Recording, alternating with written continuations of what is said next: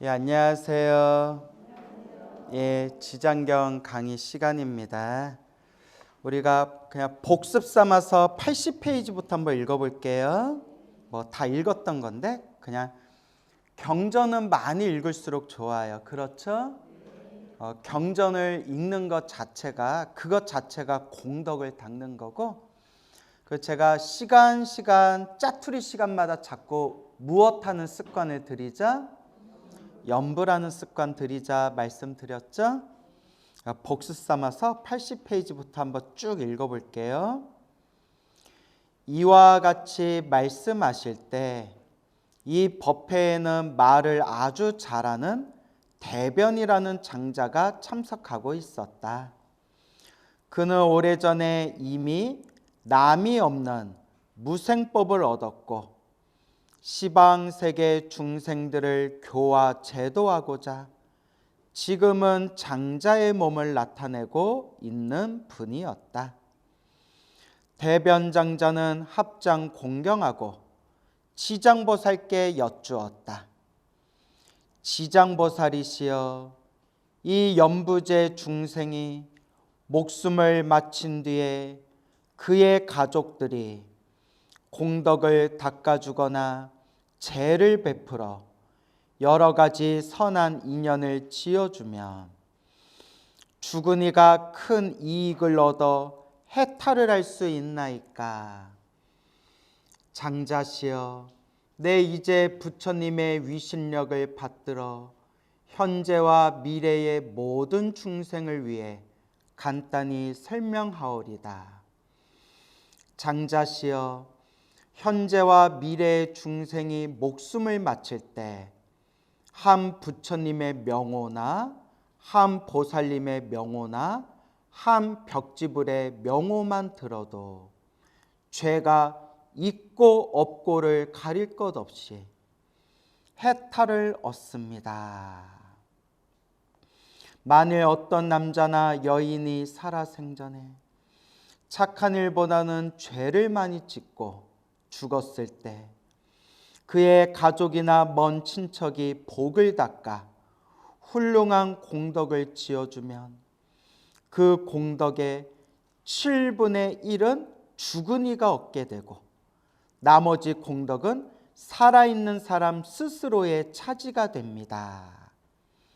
그러므로 현재와 미래의 선남자 선여인이 이 말을 잘 새겨 스스로 닦게 되면 그 공덕의 전부를 얻을 수 있습니다. 장자시여, 죽음의 무상대귀가 기약 없이 닥쳐오면 혼신은 스스로의 죄와 복을 알지 못한 채 어둠 속을 헤매면서 49일 동안 바보인 듯 귀머거리인 듯 지내다가 중생의 업을 다스리는 곳에 이르러 업과의 옳고 그름을 따진 뒤에야 새로운 생을 받게 됩니다. 그 사이 스스로의 앞일을 예측할 수 없는 잠깐 동안의 근심과 고통도 천만 가지인데 하물며 악도에 떨어졌을 때는 어떠하겠습니까? 죽은 이는 아직 새로운 생을 얻지 못하고 있는 49일 동안 모든 혈육과 친척들이 복을 지어 구원해 주기만을 간절히 바라다가 그날이 지나면 마침내 업에 따라 과보를 받게 됩니다. 그가 만일 죄 많은 이라면 1100년을 지나도록 해탈할 날이 없을 것이요 오 무간죄를 지어 대지옥에 떨어지게 되면 천겁만겁토록 고통이 끊을 사이가 없습니다.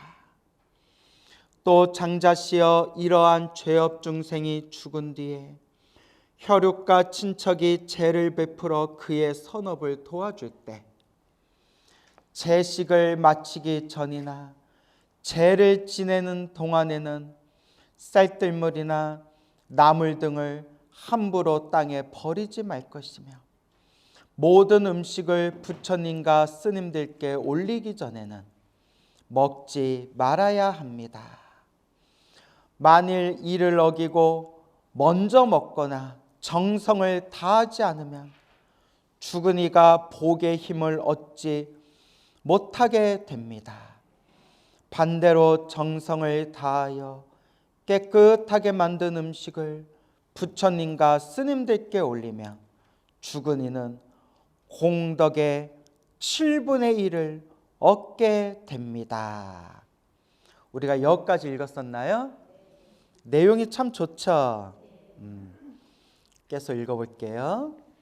장자시여, 그러므로 연부제 중생이 목숨을 마친 부모나 가족들을 위하여 재를 베풀어 공양할 때 지극한 마음으로 정성을 다하면, 이게 핵심이에요. 어떤 마음으로? 지극한 마음으로 정성을 다하면 산 사람도 죽은 이도 다 이익을 얻게 됩니다. 그래서 살아있는 자도 죽은 자도 이익을 얻게 되리라. 그래서 제가 앞에서 여러 번 말씀드렸지만 지장경은 영가 천도할 때만 독송하는 거다. 지장경은 죽은 영가들한테 공덕을 지어주는 거다. 살아있는 사람이 살아있을 때 기도할 때 지장경 기도하는 것은 맞지가 않다. 지장경은 죽은 사람을 위해서 기도해 주는 거다. 이런 이야기를 하면 맞아요? 틀려요? 틀려요. 이제 알겠죠? 네, 유튜브에서 이렇게 얘기하는 분들이 계시더라고요. 그래서 제가 깜짝 놀랐어요. 아니, 지장경에는 살아있는 사람도 죽은 사람도 다 이익을 얻는다고 분명히 나오는데 왜 지장경에 나온 대로 말을 하지 않고 왜 자기 마음대로 저렇게 말을 할까? 그래서 여러분 항상 경전의 말씀을 잘 헤아리고 경전의 말씀을 우리가 잘 해석해야 돼. 알겠죠? 그래서 경전에 의지해라 라고 말씀을 드리는 거예요. 이 말씀을 하실 때 도리천궁에 있던 천만억 나유타 수에 천만억 나유타 수, 헤아릴 수 없는 시간을 뜻해요. 헤아릴 수 없는 숫자. 천, 만, 억, 나유타 숫자, 헤아릴 수 없는 숫자. 연부제 귀신들 모두가, 연부제는 이제 남선부제, 우리 사바세계 남선부제 귀신들, 여기서 말하는 귀신들은 모든 영적인 존재들을 표현하는 거예요. 알겠죠? 뭐 전설의 고향이 나오는 그런 귀신을 말하는 게 아니라 모든 영적인 존재들 모두가 한량없는 보리심을 발하였고, 발보리심. 그래서 더 정확히 표현하면 발, 안욕따라, 삼약, 삼보리심, 줄여서 발보리심. 보리심을 발하여라. 보리심은 완전한 깨달음을 얻어, 위 없는 완전한 깨달음을 얻어 모든 중생을 다 구제하겠습니다. 모든 중생과 다 함께 성불하겠습니다. 그 마음을 보리심이라고 해요. 그래서 보리심을 딱 네 문장으로 만들면 무슨 서원이라고 한다고 했죠? 그렇죠. 이제 다 외우시죠? 사홍서원이 보리심이에요. 사홍서원. 대변장자도 환희심으로 가르침을 받들면서 예배하고 물러갔다. 그래서 이익 존망품, 살아있는 자나 죽은 자나 모두 다 이익을 얻으리라. 그러니까 지장경 좀 많이 읽으세요. 알겠죠? 스님, 저는 관세음보살님이 좋아요. 그러면 관음경, 관세음보살 보문법 많이 읽으시고요. 스님, 저는 아미타불이 좋아요. 그 아미타경 많이 읽으시고요. 스님, 저는 지장보살이 좋아요. 그 무슨 경을 읽으세요? 지장경을 읽으시고. 스님, 저는 금강경 법화경이 좋아요. 금강경 법화경 열심히 읽고 사경하시면 돼요. 그래서 하나라도 제대로 해야 된다. 알겠습니까? 84페이지. 염라왕 중 찬탄품. 염라왕의 무리들을 찬탄하시다. 염라왕 하면 우리 염라대왕 생각나죠? 그래서 저승의 이제 왕을 염라왕이라고 우리가 흔히 부르죠. 처음에 초기의 경전에 보면 야마왕이라고 나와요. 무슨 왕? 야마왕. 야마라고 나와요. 야마. 그러다가 한문으로 표기할 때 한역대장경에서는 야마를 연마라고 불러요. 연마왕. 연마. 산스크리트가 야마에서 연마가 되고요. 연마가 언젠부터 염라왕, 염라라고 부르게 됐어요. 그래서 초창기에는 저승의 왕을 한 명이다 이제 얘기를 했는데, 나중에 이제 후대에 와서 10분의 저승왕이 이제 나오게 되는 거예요. 그래서 그 10분의 저승왕을 뭐라고 부른다고 했죠? 시왕이라고 부른다고 했죠. 그래서 우리 지장보살 모셔놓고 있는 것을 시왕전이라고 부른다고 했죠? 시왕전. 그래서 뭐 명부전이라고도 부르고 시왕전이라고도 부르고. 그래서 10분의 이제 저승의 왕이 있는데, 그 10분의 저승왕 중에서 5번째 왕이 염라대왕이래요. 5번째 왕. 5번째, 숫자로 5번째이면서 저승의 시왕을 대표하는 분이 바로 염라대왕이에요. 그래서 염라왕, 염라대왕. 그러면 염라대왕이 정말 염라대왕을 포함해서 저승의 왕이 정말 10분이 있느냐? 그러면 알아요, 몰라요? 몰라요. 뭐에 알아요? 네, 맞아요. 가봐야 알아요. 확률상으로 제가 먼저 갈 것 같아요? 여러분이 먼저 갈 것 같아요? 예, 그러니까 나중에 연락 좀 주세요. 예? 스님, 내가 가봤더니 10명 맞아요. 라든가, 아니에요, 1명이에요. 라든가, 에휴, 가봤더니 염라대왕 없던데요. 좀 나중에 알려주세요. 이제 부탁이 있어요. 밤에 오지 마세요. 밤에 찾아오면 된다, 안 된다? 무서워요. 알겠죠? 밤에 올 것 같으면 오지 마세요. 알겠죠? 꿈자로 뒤숭숭하니까. 그래서 이제 웃자가 한 얘기예요. 84페이지. 그때 철위산 안에 한량없는 귀향들이 염라천자와 함께 부처님께서 계신 도리천으로 모여들었다. 철위산이라고 돼 있죠? 우주의 중심에 있는 산이 수미산이에요. 수미산의 동서남북에 중생들이 살고 있는 국토가 있고요. 그 중생들이 살고 있는 국토의 가장 마지막 경계에 철위산이라고 해서 철로 된 산이 이렇게 둘러싸고 있대요. 그래서 우리 앞에서 배웠던 수미산을 중심으로 해서 중생들이 살고 있는 이 국토에 9개의 산과 8개의 바다가 있다 해서 938해라고 부른다고 했어요. 기억나세요? 앞에서 다 배운 거예요. 기억 안 나면 미워할 거예요. 근데 궁금하신 분들은 인터넷에서 쳐보면 돼요. 938해. 그래서 우리 중생들이 살고 있는 이 수미산을 기준으로 해서 중생들이 살고 있는 이 국토의 마지막 경계에 둘러싸고 있는 그 산을 무슨 산이라고 부른다? 철위산. 그리고 그 철위산 지하에는 지옥들이 있다. 뭐 이런 내용을 우리가 지장경 앞부분에서 배웠죠?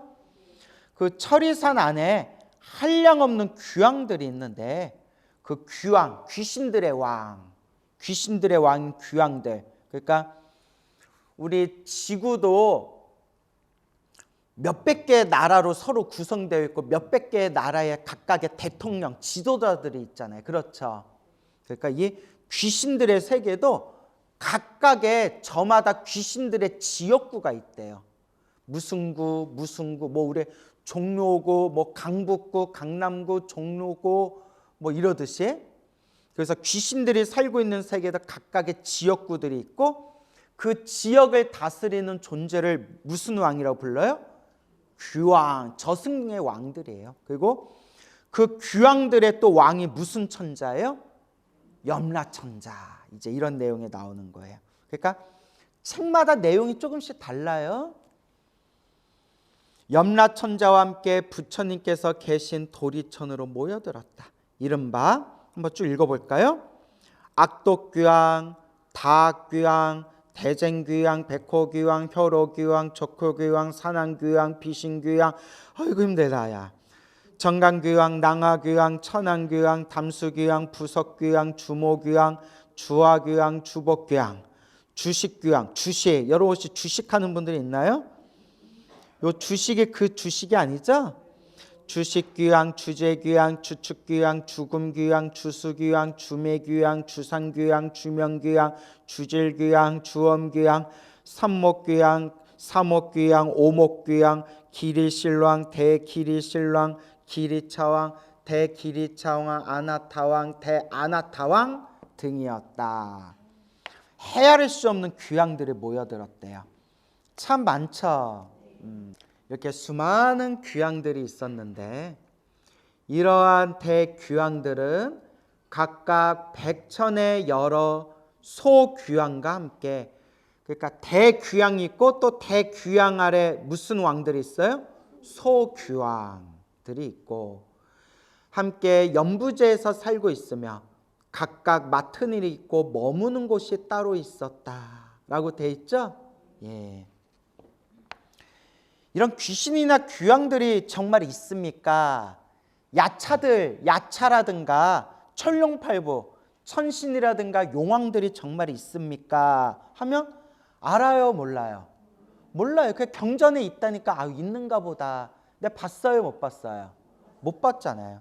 그런데 옛적부터 기도를 많이 하시고 수행을 많이 하신 분들은 다 봤대요. 그거 아니라 네, 다 보셨대요. 아니, 다 보셨다는데 어떡해요? 그런 얘기가 수도 없이 많아요. 수도 없이 많아요.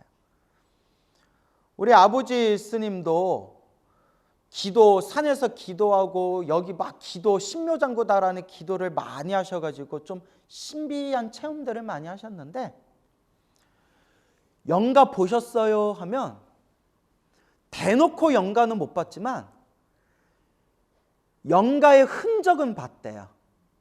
한창 기도 열심히 하고 천도제 지낼 때 아지랭이 있죠. 남들 눈에는 안 보이더래요. 분명히 그 수증기 같은 아지랭이가 보이고 움직이는 게 보인대요. 그러니까 오셨구나, 떠나셨구나, 그 보이신대요. 과거형 보였대요. 지금은 안 보여요? 이제 안 보인다. 야, 얼마나 솔직하세요, 그죠? 솔직하시잖아요. 한참 기도할 땐 그런 게 이제 보인다는 거예요. 물론 그런 거에 집착하면 돼요, 안 돼요? 안 되죠. 절대 그런 거 집착할 필요는 없는데 그냥 자연스럽게 기도하다 보면 보인대요. 근데 안 보여도 상관없어요. 우리 불교가 그런 거 막 영적인 거 보려고 기도하고 수행하는 거 아니잖아요. 그렇죠? 그러니까 전혀 오히려 안 보이는 게 좋아요. 그런 거 자꾸 보이면 수행에 방해돼요. 근데 그런 게 있다는 거예요. 대만에서 가장 유명한 대학교 중에 하나로 손꼽히는 게 법고대학이라고 있어요. 법고대학, 법고산사, 법고산대학 유명해요, 대만에서는. 특히 법고대학은 스님이 만드신 대학이에요. 그리고 세계적으로도 유명한 불교 대학이에요. 아주 세계적으로도 손꼽히는 유명 불교 대학이에요. 그래서 우리나라 스님들도 대만에 유학할 때 그 법고대학에 들어가면 막 인정받아요. 야, 스님 공부 열심히 했구나. 그렇게 인정받는 대학교인데 그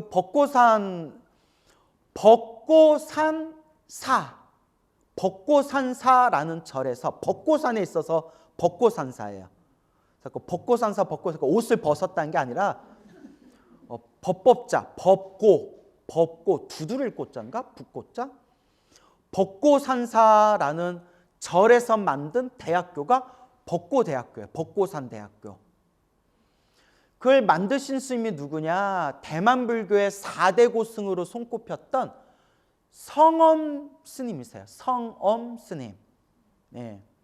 그래서 대만에 이제 4대 도량 하면 불광산사, 금방 말한 법고산사, 그 다음에 중대선사, 그다음에 자제공덕회인가? 자제공덕회, 뭐 하여튼 이렇게 도량들이 있어요. 그렇게 대만의 4대 도량으로 손꼽히고 아주 뛰어난 대불교학자이자 선승, 참선했던 선승인 성엄대사라는 분이 계셨는데, 성엄선사라고도 부르고요. 우리나라에도 그분 책이 많이 번역이 됐어요. 아주 진실한 수행자고 평생 공부하고 수행하고 전법하고 포교하셨던 분이에요. 이분에 대해서 이제 정말 할 말이 많은데, 할 이야기가 엄청 많은데, 시간 관계상 오늘 야차 얘기, 용왕 얘기, 귀신 얘기, 귀신이 있냐 없냐, 요거 내가 질문했잖아요. 그래서 예전에 수행을 많이 하신 스님들은 실제로 보셨다, 요 얘기 했잖아요. 성엄선사 일대기에 직접 나오는 거예요. 본인이 직접 쓰신 자서전에 나오는 건데, 이분 말씀은 안 믿을 수가 없어요. 살아왔던 삶이 너무나 양심적이고 너무나 진지하고 너무나 반듯한 길을 가셨던 훌륭한 인격자세요. 그분을 모셔본 분들이 정말 진실한 수행자였다라고 하시는 분이거든요. 그러니까 이분 말씀을 안 믿을 수가 없어요. 그래서 이 성엄 스님이 6년인가? 그 부처님의 6년 고행을 한번 내가 실천해 봐야 되겠다. 부처님 발 뒤꿈치 흉내라도 내봐야 되겠다라는 마음으로 당신이 조그만 이제 그 초가삼간 같은 조그만 움막집을 만들어요. 톡을 움막집을 만들어서 그 움막집에 딱 들어가서 6년 동안 안 나오셨대요. 이걸 무문관이라고 불러요. 우리 한국에서 무문관, 문이 없다. 그래서 이제 후원자분들이 밖에서 음식 넣어주고 필요한 거 있으면 이렇게 밖에서 이렇게 시봉해 주면서 6년 동안을 그 움막에서 나오질 않았대요. 그래서 실제로 성엄 스님께서 수행하신 그 움막집을 아직도 일종의 이렇게 성지처럼 그렇게 보존을 하고 있대요. 거기에서 이제 들어갈 때 뭘 들고 가져가셨냐? 8만대장경을 가져가셨대요. 6년 동안 처음에 뭘 하셨냐면 절을 하면서 신묘장구다라는 일을 많이 외우셨대요. 업장소멸하려고. 그분은 항상 관세음보살 가피를 많이 받았다라고 얘기하시거든요. 그래서 어렸을 때부터 태어날 때부터 굉장히 몸이 허약해가지고 어른들이 얘 오래 못 살 거다, 얘 오래 못 살 거다 했는데, 당신이 그래도 지금까지 살아오면서 수행하고 공부하고 전법 포교할 수 있었던 게 부처님 가피였다고. 그래서 이거하고 얽힌 재미난 이야기가 엄청 많아요. 머리도 엄청 나쁘셨대요. 지금은 성엄 스님이 대만 불교의 손꼽히는 지식인 중에 하나거든요. 근데 어렸을 때 머리가 엄청 나쁘고 절에 가가지고 절에서도 머리가 너무 나빠서 어른 스님들 걱정할 정도였대요. 너 이렇게 머리가 나쁘고 경전을 못 외워서 너 어떻게 중노릇이나 할 수 있겠냐. 그렇게 스님들이 걱정할 정도로 몸도 약하고 머리도 엄청 나빴는데 절을 열심히 했대요. 절을 정말, 특히 어렸을 때 절하면 가피를 빨리 받아요. 왠지 아시죠? 순수하기 때문에. 여러분들 나이 들어서 절하면 오만 망상 다 일어나죠. 그리고 여러분들은 안 그러겠지만 나이가 들어서 절을 하다 보면, 나이가 들어서 기도하다 보면 자꾸 의심하는 마음이 생겨요. 이거 한다고 될까? 지장경 차라리 관음 기도를 할까? 관음 기도하다 보면 차라리 원래대로 지장 기도를 할까? 관음 기도할까? 지장 기도할까? 금강경 기도할까? 법화경 기도할까? 오만 망상이 일어나는 거예요. 동감하시죠? 또 내라 그러시네. 그래서 절을 하루에 500배씩 절을 했대요. 부처님께 그냥 간절히 관세음보살 앞에서 절을 하다가 10대 때 머리에 정수리에 뭐가 이렇게 뚫리는 느낌이 들었대요. 그분 자서전에 나와요. 머리가 뻥 하고 뚫리는 느낌이 들면서 머리 정수리 밑으로 뭔가 전기가 찌르르 하고 전기가 정수리 안으로 몸에 뚫리는 느낌이 들었대요. 그걸 딱 체험하면 그러면서 머리가 시원하게 머리가 맑아지는 느낌이 들면서 그때부터 총명이 열려가지고 그때부터 책을 보면 책이 술술 들어왔대요. 부럽죠? 그래, 기도 열심히 하세요. 그래서 자기 이만큼 몸이 허약하고 머리도 굉장히 나빴는데 자기가 이렇게 수행자로서 살아올 수 있었던 이유가 관세음보살님 가피였다 하면서 처음에 그 6년 동안 움막에 지내면서 처음에는 절을 하면서 신묘장구다라는 일을 많이 외웠대요. 그러니까 아침마다 일과가 절을 하면서 신묘장구다라는 일을 외웠고 낮에는 팔만대장경을 연구했고 밤에는 딱 앉아서 참선을 했대. 이걸 6년을 했대요. 그래서 팔만대장경을 거의 다 외웠대요. 외웠다기보다는 거의 다 읽었다는 거겠죠. 팔만대장경을 거의 다 봤대요. 그렇게 이제 수행을 했는데 6년 동안 오로지 이제 수행만 하다 보니까 어떤 느낌이 들더냐면 이렇게 이제 참선을 하고 있었는데 밤에 이렇게 참선을 하고 있었는데 그냥 뭔가 좀 깊은 경지에 들어갔대요. 몸과 마음이 다 사라지는 깊은 맛을 이렇게 봤는데 이렇게 참선하다가 뭐가 쿵 하고 머리가 아프더래요. 눈치채셨나요? 쿵 하고 머리가 아프더래요. 쿵. 뭐지 하고 정신을 차려봤더니 몸이 둥 떠서 공중부양을 해서 몸이 허공에 둥 떠가지고 어디에 부딪힌 거예요? 청장에 머리가 부딪힌 거예요. 너무 놀래서 자기도 떨어지면 다칠까 봐 자기가 놀랄 정도였대요. 그러다가 이렇게 떠 있다가 스르르 밑으로 내려오고 참선할 때마다 공중부양을 몇 번을 체험했대요. 제가 딴 사람 얘기면 안 믿는데 누구 얘기라서 믿는다? 그 성엄선사. 그분은 정말 그분 일대기라든가 그분 제자분들 얘기, 옆에서 평생을 모셨던 제자분들 얘기를 들어보면 정말 진실하셨대요. 공부밖에 모르는 분이었대요.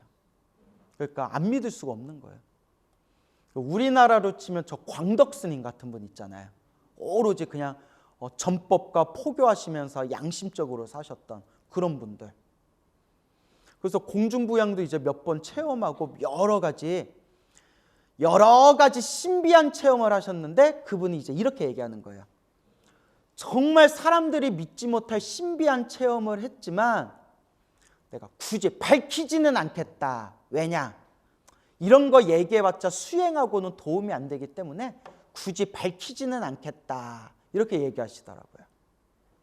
그런데 그분이 이제 6년 동안 움막에서 수행하고 나서 이제 6년 수행을 마치고 다시 이제 도시로 나오셨는데 움막에서 6년 동안 수행을 하면서 그 마음이 많이 맑아져서 그랬는지 몰라도 한동안 남들 눈에 보이지 않는 게 보이더래요. 한마디로 아귀들이 보이더래요. 뭐가 보이더라? 이렇게 음습한 곳에 막 거리나 골목이나 숲에 이렇게 아귀들, 천도되지 못한 귀신이나 아귀들이 이렇게 보이더래요. 이게 신기한 게 사람들도 그 아귀가 보이지 않지만 그 아귀들도 사람들한테 신경을 안 쓰더래요. 서로가 다른 영역에 있는 것처럼. 그래서 경전에 보면 부처님이나 부처님의 10대 제자들이 탁발을 나가다가 아귀를 만나가지고 아귀들에게 법문해주고 천도해주는 그런 내용들이 팔만대장경에 자주 나오거든요. 그래서 성엄 스님도 한동안 이렇게 아귀들 혹은 영적인 존재들이 자주 보였대요. 그러다가 시간이 지나면서 점점 보이던 것들이 사르르 사라졌다. 이제 이런 얘기가 책에 나오더라고요. 자서전에. 무슨 얘기인지 알겠죠? 그러니까 내가 이해하지 못한다고 해서 무조건 부정해서는 안 돼요. 정말 귀신이 있나? 영가가 있나? 뭐 용왕이나 이런 뭐 귀왕, 귀신들의 왕, 귀왕들이 있나? 귀신들이 있나? 우리 팔만대장경에 있다고 했고, 우리 큰 스님들도, 역사 속에 출애됐던 큰 스님들도 연불 많이 하시고 참선 많이 하시고 수행 많이 하신 분들은 그런 걸 실제로 많이 보셨대요. 실제로 산에서 수행을 하면 산신이 와가지고 인사하고 그 수행하는 스님께 공양을 올리고, 또 평생 수행했던 스님이 배를 타고 바다를 건널 때 갑자기 용왕이 나타나가지고 용왕이 스님의 명성은 우리 용궁에까지 들렸습니다. 스님이 이 바다를 지나가신다고 하길래 기다렸다가 인사드리려고 제가 기다리고 있었습니다 하고 그 스님에게 용왕이 나타나서 인사 올리는 그런 내용들이 불교설화에 많이 나와요. 단 바다에서 용왕이 나타나서 스님한테 인사를 했는데 누구 눈에만 보이더라? 스님 눈에만 보이고 딴 사람들 눈에는 안 보이더래요. 그런 말할 수 없는 영적인 세계들이 분명히 있다는 거예요. 무시할 수 있다 없다? 무시할 수 없는 거예요. 알겠죠? 그렇지만 그런 거 보인다고 해서 자랑할 필요 있다 없다? 없고, 그리고 누가 이런 얘기를 해요. 조현병, 정신병이 생겨도 그런 게 보인다. 뭔지 알죠? 스님들이 수행하다가 정신병이 생겨서 본 건지 어떻게 장담 안 할 수가 있냐? 근데 이제 뭐가 그렇지예요. 뭐가 그렇지예요. 아니에요. 큰 스님들이 보신 건 달라요. 이래요. 이제 그렇지. 이거 뭐 어디 교회에서 오셨어요? 웃자고 한 얘기지만 서양에서 명상이 유행을 하면서 명상을 하면서 신비 체험을 하게 되잖아요. 그래서 서양에서도 이미 학자들이 이런 명상의 세계라든가 이런 걸 연구를 많이 해요. 그래서 제가 직접 본 건 아니고 어느 불교학자가 해외의 뭐 유명한 이제 학자가 오랫동안 연구한 걸 이제 발표한 논문을 한국에 소개한 그 요약본을 이렇게 봤는데 참 재밌더라고요. 근데 결론이 이거예요.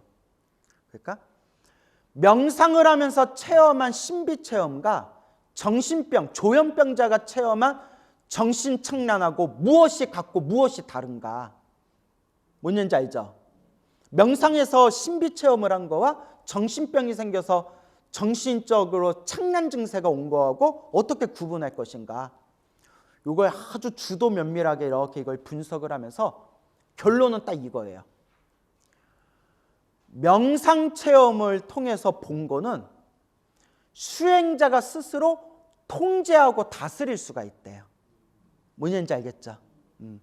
명상을 하면서 펼쳐진 그런 신비 체험은 수행자가 스스로 다스릴 수 있고 통제할 수 있고 관리할 수가 있대요. 그런데 정신병자의 눈앞에서 펼쳐지는 정신착란은 스스로 환자가 통제할 수가 없대요. 이게 가장 큰 차이점이다라고 그런 논문이 있다고 하더라고요. 일리가 있죠. 그래서 내가 통제할 수 있냐? 그러니까 내 눈앞에 어떠한 현상, 신비 체험이 펼쳐졌을 때 누가 주도권을 갖고 있냐는 거예요. 내가 주도권, 수행하는 사람이 주도권을 갖고 있냐?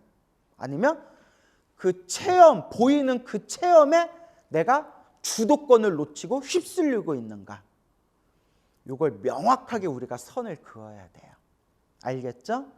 그래서 옛 큰 스님들은 참선하면서 수행하면서 기도하면서 뭐가 보이고 들리더라도 뭐 하지 말아라? 집착하지 말아라. 이게 제일 중요해요. 뭐 하지 말아라? 집착하지 말아라. 알겠죠? 자, 그렇게 명심하시기 바랍니다. 여러분들도 뭐 기도하다가 뭐 보여요? 뭐 보이면 안과부터 가세요. 뭐 보이면 그냥 안과에 가세요. 이러한 대귀왕들은 각각 백, 천의 여러 소귀양과 함께 연부제에서 살고 있으며 각각 맡은 일이 있고 머무는 곳이 따로 있었다. 각각 지역구가 따로 있다는 거예요. 알겠죠? 서로가 맡은 영역이 있다는 거예요. 이 모든 귀양이 염라 천자와 함께 부처님의 위신력과 지장보살 마하살의 힘을 받들어 도리천으로 와서 한쪽에 공손히 서 있었다. 이제 부처님을 뵈러 이 자리에 모인 거예요.